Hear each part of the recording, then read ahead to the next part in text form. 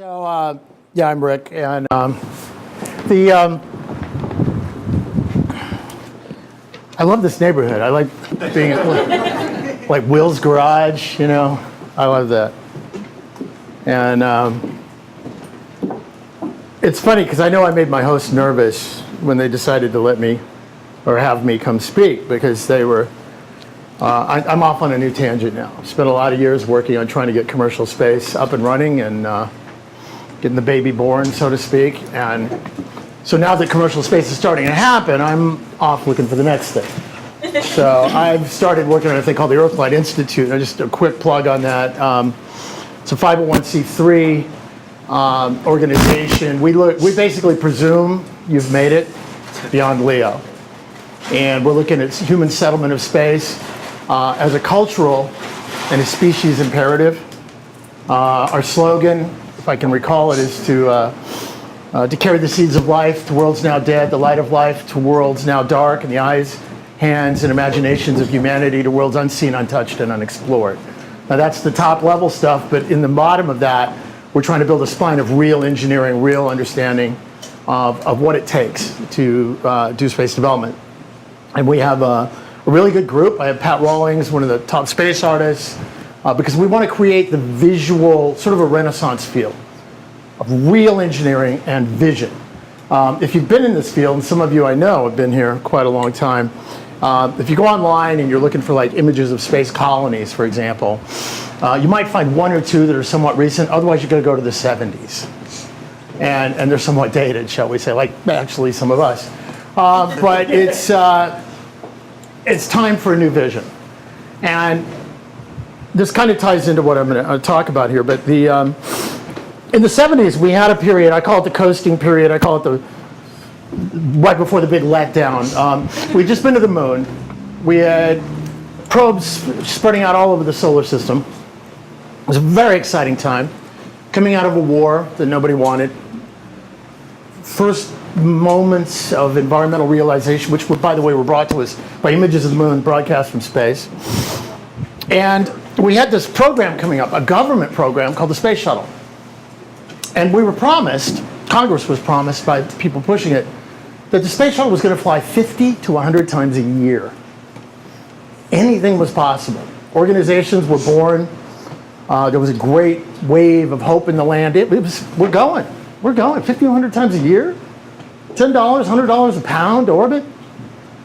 Space colonies, space cities, we were going to have them. They were one of the organizations at the time, the L5 Society. Their slogan was L5 by 95. Now L5 is a point where basically the gravitational forces of the Earth and the Moon, or any two bodies orbiting in space, there are certain areas called libration points, Lagrangian points by the fellow who discovered them, where the gravity is sort of neutralized. Basically, if you put something there, it's going to stay. You don't have to use a lot of propellant, things like that. So the L5 Society we were going to build L5 colonies. It was a great moment of hope. I mean, there was a lot going to happen. The future was going to happen. And then reality struck.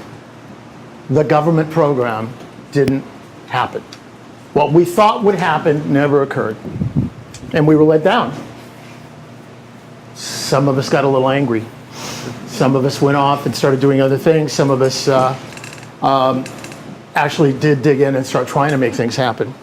What was interesting, one side note, parenthetically, was that the program that had led us up to that point had actually inspired a generation. There were geeks who had stayed in school and studied and gone through school and studied their math and science and all that good stuff. And watched Star Trek and Star Wars and Captain Kirk getting the babes and this and that and the other and all this really cool stuff going on and Han Solo, etc. These people stayed in school and they formed companies, .com companies. And they made scads of money. Now in the meantime, a bunch of us were still out there slogging away and fighting battle after battle after battle, trying to get these vehicles, the commercial companies going. Fighting with the government. Many, many times, intersecting in a very bad way, sort of a truck meets grasshopper way at times. But what's interesting is the inspiration of the government program, the Apollo program, did inspire a generation which has come sweeping back in now. It's almost like the cavalry has arrived to some of us. And on very expensive horses. And they're doing some amazing things. And what I'm seeing now is, as we're coming into the beginning of the second decade of the 21st century, is an interesting period of time where we have environmental crises again, wars that may or may not be popular in certain sectors, technology advancing at a rapid rate, our vision expanding greatly, and the promise of a new future held right in front of this new generation. So we have a new generation. It's almost like we're repeating history again. You know, the past is prequel. Only with a little bit less bullshit. A little bit less bullshit, except within 3 feet of where I'm standing. And look at what's happening, though, this time. We have a different set of potential means of having this dream delivered. We have all of these companies now. Instead of one government entity, our bets are spread. The visions are spread. I don't know if you've been on the internet. If you're here, you have an interest in space, obviously, or you're very, very lost, and the Kiwanis meeting is down the hall. But probably both, right? If you look at these vehicles, Doug's working on X-Core, Armadillo, Maston, SpaceX, Sierra Nevada, Orbital Sciences, all of these different companies, they're all different. All the concepts are different, etc. But the one thing they do share is a dream. They all share the same dream, the human settlement of space. Now, I'm going to give you a brief definition from one of the books I will never write called Rick's Handy Dandy Guide to Space, so that you know when you run into people. I put this in Pop Sci a few years ago, but it's basically when you run into people in the space field, you're going to run into 3 kinds of people. All right? Now, there are the Saganites. Some of you have heard this before, but it's always good to hear these things again because, well, I said them. But there are the Saganites, which are, space is big. Billions and billions of stars. Isn't it grand? Look at this. Look at God's universe, God's hand writ large. Look at it. But don't touch it. Okay, don't touch. Look at it through telescopes and a few probes. I call them toasters in space, whatever. Don't touch it. Now, I love that. That's the astronomers. That's the people sending rovers and things like that. That's great. That's great. I have no issue there. Most people don't realize that Sagan was against nasty human beings in space originally, by the way. He eventually came around to government employees in space, and he was against nasty civilians in space, and towards the end of his life, he began to adopt it. Now I'll come back to that in a second. Now, then there's the von Braunians. The von Braunians are, und we will do space with your dollars, and you'll be very proud. You'll see sitting on your couch, and you will watch how Spencer is thrust into space with very, very large vehicles. We shoot them up, we don't know where they come down, but you will be very, very proud of us. Anyway, I don't have a problem with von Braun. My mother was English, and she used to go see which one of her neighbors' houses had been blown up by V1s or 2s. We're British, we hold grudges. Anyway, the thing with the von Braunians is that's the NASA program up until now. That's the government program. State socialism, command economy. Then there's the O'Neillians. Now, Jerry O'Neill, I'm biased, was my boss. Jerry O'Neill wrote a book called The High Frontier. I was speaking to a young space engineer in here earlier who didn't know who Jerry O'Neill was. You cannot work in this field about putting human beings in space unless you read Jerry O'Neill, unless you know who he is. And Robert Heinlein, but that's just the fun part and how you party. But you have to know Jerry O'Neill. Jerry O'Neill, again, didn't have really a funny accent. He had a Beatle haircut, which he had till the end of his days. But his idea was take your tools, your imaginations, move into space, harvest the resources you find there, and expand civilization and life beyond the Earth. Jerry O'Neill is the father of our movement. Now, he had a particular vision of going to what we call free space and building colonies and space solar power satellites and things like that. But in the way I look at it, because many of us came from him, we used to call ourselves Jerry's kids at one point.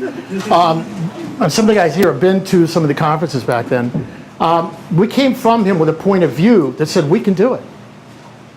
I'm a college dropout. All right? Why? Because I was smarter than my teachers and they kept walking out of every class. Yeah, right. They were brilliant.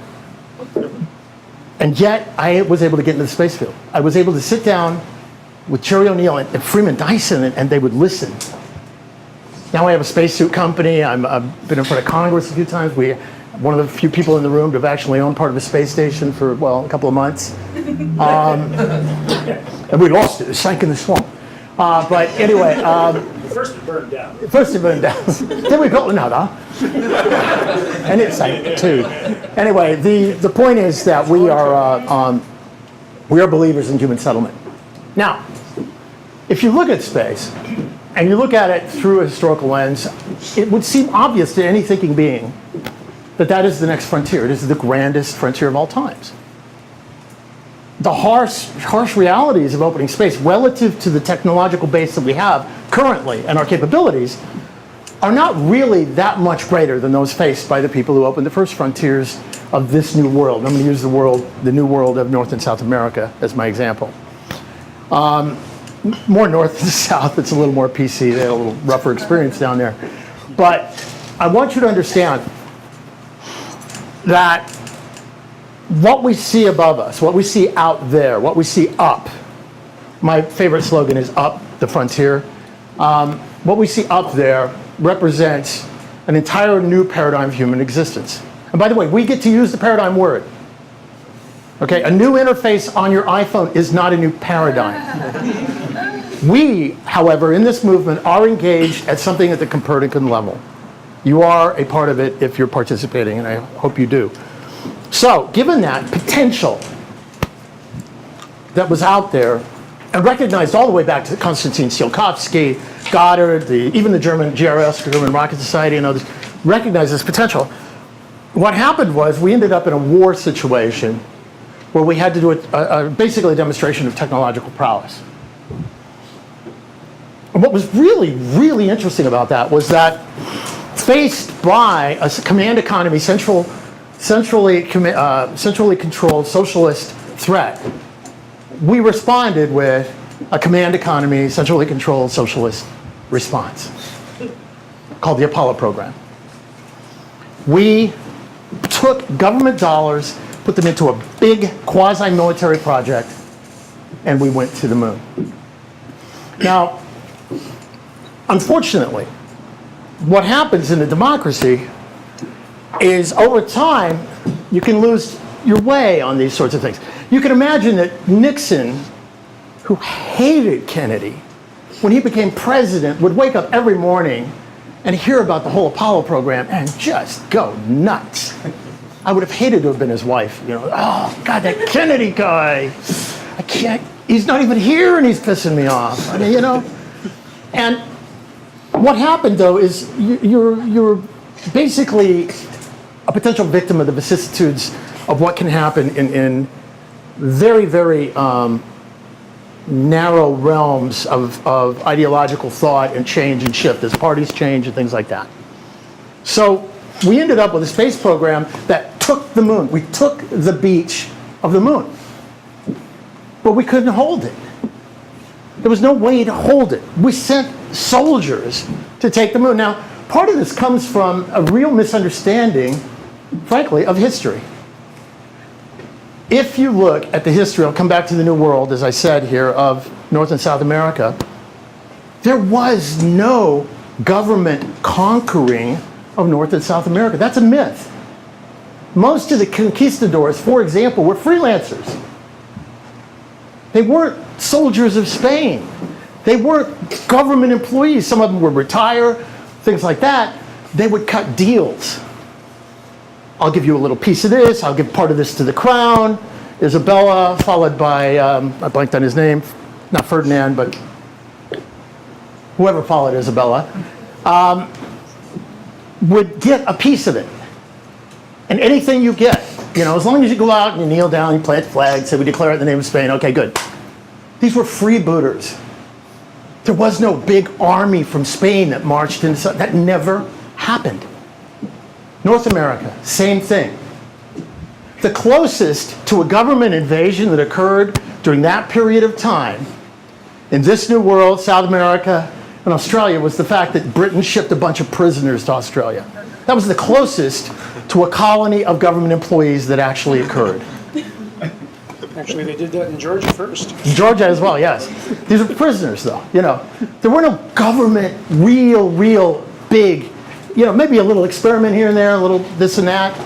Overall, no, didn't occur that way. But in our myths, in our culture, we made that happen in our heads. It didn't happen that way. It's not going to happen that way in space. Space will not be opened and settled by governments, but by people with the support of or in spite of their governments. Key point. With the support of or in spite of their governments. As the shuttle came down on that landing a few months ago, a lot of pundits, I was about to say ancient astronauts, sorry, a lot of senior astronauts, heroes. I'll be with them this weekend in Arizona, but they were all decrying the end of America's space program. It's over. The program is over. Oh God, we're doomed. The decline of America has begun. In a sense, yes, das Programm is probably over. Ish kaput. Ist kaputt, ja. Ja. Sorry, I was Russian there. Ja. It's kaput. The program is winding down. And contrary to some of those people who then jumped over to the Romney campaign, like former NASA director Mike Griffin, it ain't coming back. I don't care who the next president is going to be. It ain't happening. It's over. It's truly over. Because what we have now is the rise. It's almost as if you cut the big tree down and the sprouts are coming up now, where that used to. I've been spending a lot of time in East Texas lately, clearing brush and planting trees, literally. And, which by the way, is cool. I want to let you know, I'm a tree hugger. I'm a technologist, but I'm a tree hugger. And that's perfectly fine because in the new paradigm of space, all the old debates and arguments don't make sense anymore. Our civilization has been characterized by an attack on what we call the ecosystem, the living systems of the Earth. For the first time in human history, that's going to be reversed in space. The expansion of a technological civilization will carry with it the seeds of life. We're flipping everything on its head. But back to the main topic. What has happened now is we're seeing the shift. We're seeing the rise of a new commercial space industry, inspired by das Programm, inspired by the Apollo program. We'll get away from that for a minute. I don't want to beat them up too much. There's some really good people in the program. Hundreds of thousands, actually. A lot of good people did a lot of good work. And on the shoulders of these people, on the shoulders of these giants, we're building this new program. Now, the question is, as this new program rises and develops, I don't want to use the word program. I fell right into that. As this new industry rises, as this new wave moves forth and out from the planet Earth, the question is going to be, how does that program stay relevant? See, we could actually have a situation in 10 years where NASA basically dies of embarrassment. The Senate launch system, which is the government socialist rocket of de jour, will be dead of embarrassment probably within 3 to 5 years, max. That's probably an outside estimate. Why would it die of embarrassment? Because Falcon 9, Falcon Heavy, Sierra Nevada, orbital sciences, etc. It's going to be embarrassing.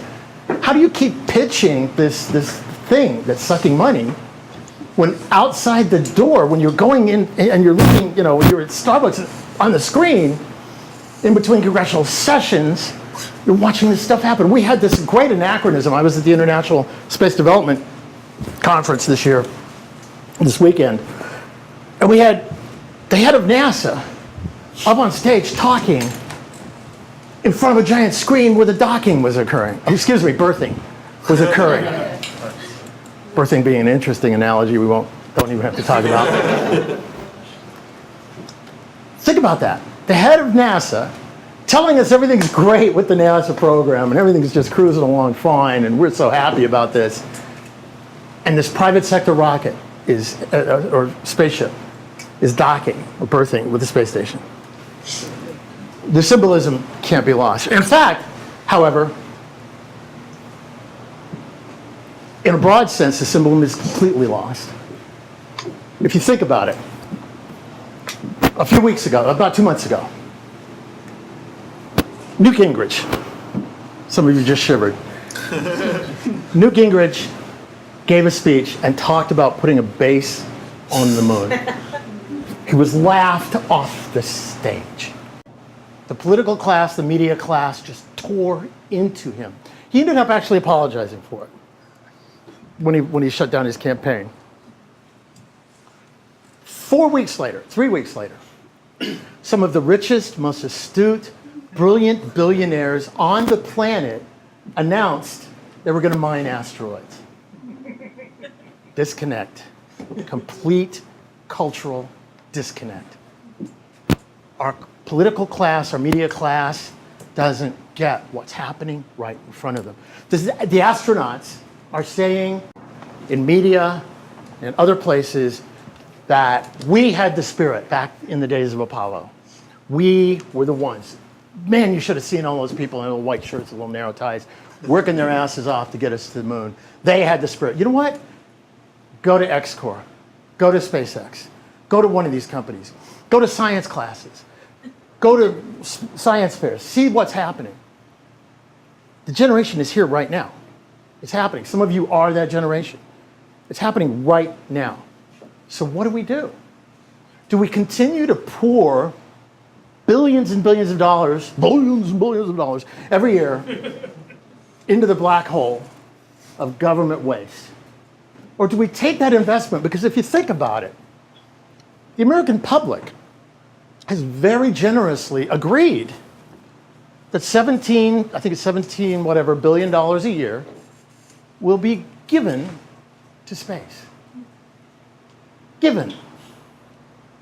Think about it, $100 billion space station. That was supposed to be, by the way, when Reagan promised it, space station was going to be built by 92, 93 for $8 billion. 100 billion plus after they threw out all the cool stuff.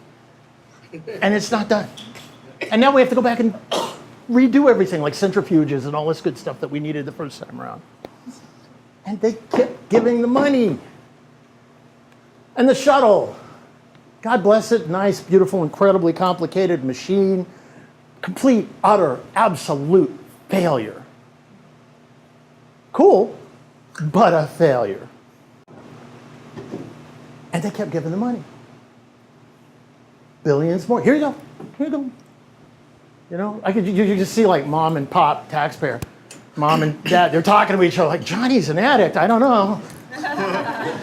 He's like that commercial where they're talking about their insurance or something and the robbers are walking out past the person with the refrigerator, and they're stealing the stereo and they take her, that's it. She talks about, those people are stealing us blind and they take her glasses and walk out. And they kept giving us the money. So we have an agreement. So yes. Can you address why is the space shuttle a failure? When to most people they see it took people to space, they did experiments, it assembled the ISS. So right. They see it as an icon. They do see it as an icon. So why is it? It's a failure because it was supposed to fly 50 times a year. It will do this. It didn't do that. Cost per, oh God, yeah. Actually gone up since Apollo, right? Right. More expensive, right. Congress was complaining bitterly that $500 per pound to low Earth orbit on a Saturn V was unacceptable. So they built the shuttle, which cost $10,000 to $20,000 per pound to low Earth orbit, because that was an improvement. Right, exactly. So that's the kind of thing we have going on now. And we have a chance now to begin changing that. And we have one of the great things we have right now is we have the existence proof of people like SpaceX flying. We have people who've been saying this for a while, and we have actually some friends in NASA, former Lori Garver, other people like that. The question, though, is, what is the role in the future? What do we do? I'd like to hear some ideas. What do you think, moving ahead, after my little diatribe here, what do you think we should do?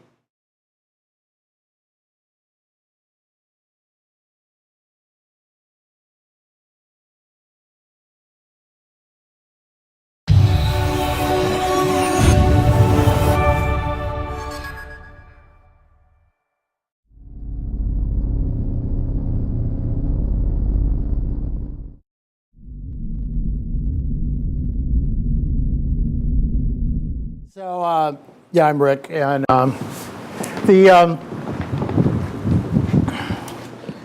I love this neighborhood. I like being like Will's Garage, you know. I love that. And it's funny because I know I made my host nervous when they decided to let me or have me come speak, because they were. I'm off on a new tangent now. I've spent a lot of years working on trying to get commercial space up and running and getting the baby born, so to speak. And so now that commercial space is starting to happen, we were going to have them. They were one of the organizations at the time, the L5 Society. Their slogan was L5 by 95. Now, L5 is a point where basically the gravitational forces of the Earth and the Moon, or any two bodies orbiting in space, there are certain areas called libration points, Lagrangian points by the fellow who discovered them, where the gravity is sort of neutralized. Basically, if you put something there, it's going to stay. You don't have to use a lot of propellant, things like that. So the L5 Society we were going to build L5 colonies. It was a great moment of hope. I mean, there was a lot going to happen. The future was going to happen. And then reality struck.